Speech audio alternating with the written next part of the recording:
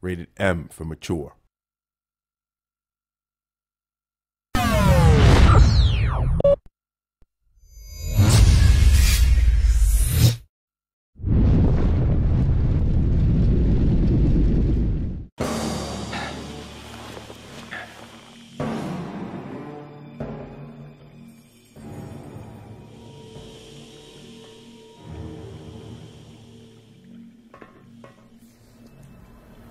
No, we wanted to do a tribute to the first Alone in the Dark, and we felt it was only natural that we use the same character as the first Alone in the Dark, and we wanted it, in some sense, to link the first Alone in the Dark with this one.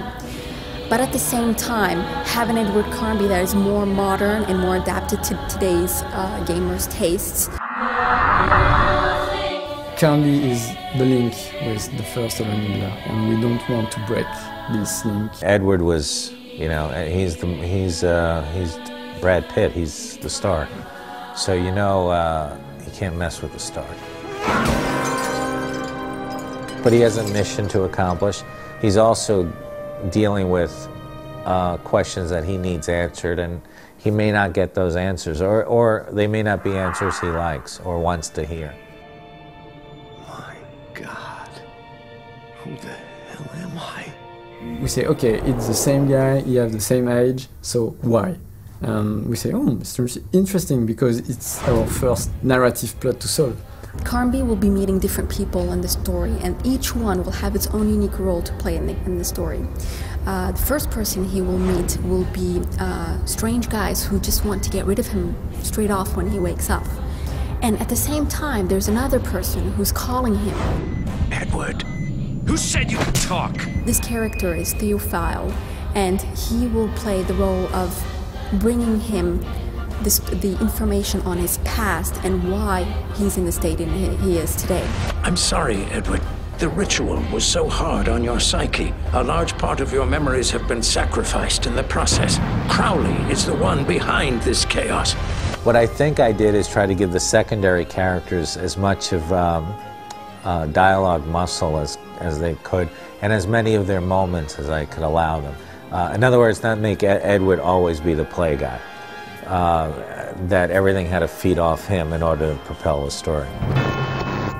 Sarah, who will he meet accidentally in the building in which he found himself in, will actually play a very, very important role in the story. She will help you in different situations, but she has a strong character, so there will be lots of different teasing and gentle fight between these two characters. Hey, look on the bright side. You're in great shape for an old man.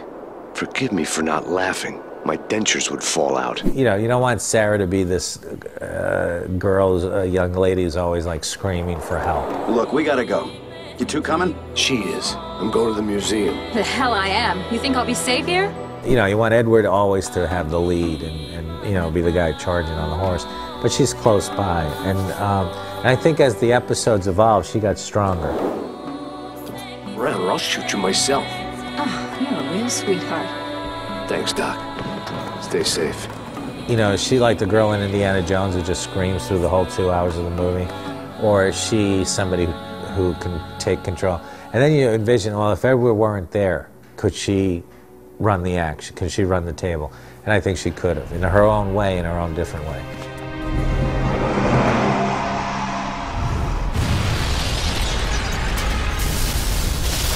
There is also a kind of bad guy with a strong relationship with Theophile, and you know your worst enemy in the game, have some information you need to develop a kind of relationship with him, but it's complicated. What if he tries to screw us? That's not an option. He'll do exactly what we want. Are you listening, Paddington?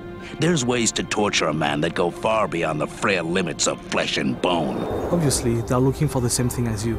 But I think they know more than you. In the side of your quest, you will be meeting them again and again, fighting them, and they will be at the key of the revelation of the game. I'll make you a deal. Like the one you dealt Theo? I'll pass, thanks. How's the memory, Mr. Carnby? Still lost in Wonderland? Carnby? Yes, that's your name, you poor fool. Edward Carnby. Theo warned us the invocation might have some unexpected side effects.